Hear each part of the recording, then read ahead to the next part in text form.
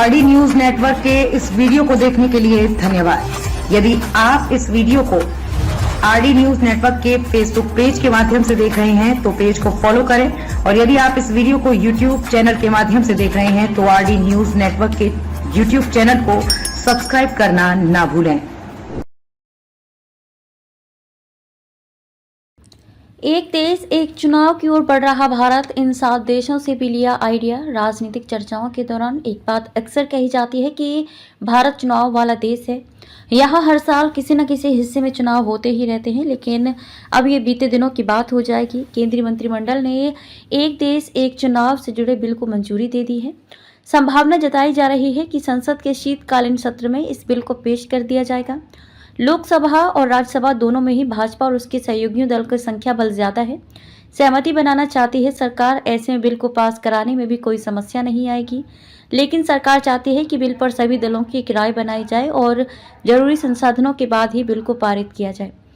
वैसे एक देश एक चुनाव की चर्चा भले ही बीते कुछ सालों से ज्यादा सुनाई देने लगी हो, लेकिन भारत में ये पहली बार नहीं होने जा रहा है। 1947 में देश की आज़ादी के समय ही इसकी नींव रख दी गई थी। 1952 में जब देश में पहली बार चुनाव हुए तब भी लोकसभा और विधानसभा दोनों के लिए एक साथ वोट डाले गए। अगले 4 चुनावों तक ऐसा ही चलता रहा, लेकिन इसके बाद कुछ विषमताएं पैदा होने लगी। 1967 में आखिरी बार हुए चुनाव। आखिरी बार 1967 में देश में वन नेशन वन इलेक्शन के तत्कालीन फॉर्मेट के तहत चुनाव हुए। तब उत्तर प्रदेश, जिसे पहले यूनाइटेड प्रोविंस कहते थे, को छोड़कर पूरे देश में एक चरण में चुनाव हुए। यूपी में उस वक्त भी 4 चरण में चुनाव कराने पड़े थे। 1967 को इलेक्शन आज़ादी के बाद चौथा चुनाव था। तब 520 लोकसभा सीटों और 3563 विधानसभा सीटों के लिए वोट डाले गए थे। इस वक्त तक सत्ता में केवल कांग्रेस की सरकार थी, लेकिन जवाहरलाल नेहरू की मृत्यु के बाद न सिर्फ इंदिरा गांधी को सहयोगियों के विरोध से जूझना पड़ रहा था, बल्कि कांग्रेस के खिलाफ देश में भी विरोधी लहर चलने लगी थी। 6 दशक बाद फिर कोशिश, करीब 6 दशक के बाद अब देश फिर से वन नेशन वन इलेक्शन की तरफ बढ़ रहा है, लेकिन ये सफर भी आसान नहीं था। रिपोर्ट तैयार करने के लिए पूर्व राष्ट्रपति रामनाथ कोविंद की अध्यक्षता में एक कमेटी बनाई गई थी। इस कमेटी ने न सिर्फ आज़ादी के बाद हुए चुनावों की कार्यप्रणाली को समझा, बल्कि दुनिया के उन देशों का भी अध्ययन किया जहां एक साथ चुनाव होते हैं। इन देशों में स्वीडन, दक्षिण Africa, Sweden, Belgium, Germany, Indonesia, Philippines और जापान शामिल है।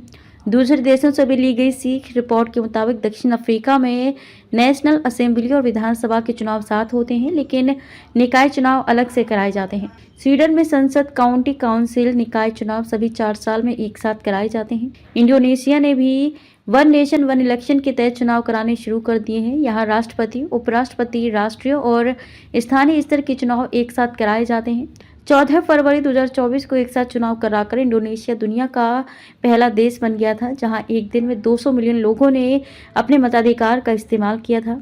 भारत की आबादी भी करीब 140 करोड़ है। अगर भारत में एक साथ चुनाव कराए जाते हैं तो ये भी अपने आप में एक विश्व रिकॉर्ड होगा।